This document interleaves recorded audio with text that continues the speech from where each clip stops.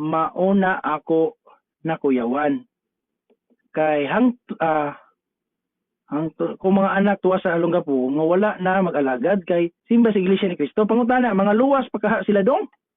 Nangawa lang ko kay kamaayo na to sila mudala og iway dong. Okay, wala may simbahan dito, mao nga nagpa-bautismo sila, nabalaka kay ko dong. Kung naabtan sila, mao na akong problema kay silang tanan wala na mga lagad, mga luwas pa baka na sila. Ano na yung problema isuon. Yung mga anak to daw Olongapo. Simba na mag-Iglesia ni Cristo. Pumunta na maluwas. Ang mensahe naman sa Iglesia ni Cristo, sila rin maluwas. Kung ikaw nabalaka ka nga maluwas ba sila, ang mensahe sa Iglesia ni Cristo, sila ra pud maluwas. Di ba luwas pa ginamos ng ubang reliyon, sila ra mangiluwason.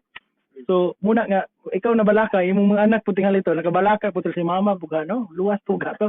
Singa na pud ba. Pero ito bahin sa kaluwasan,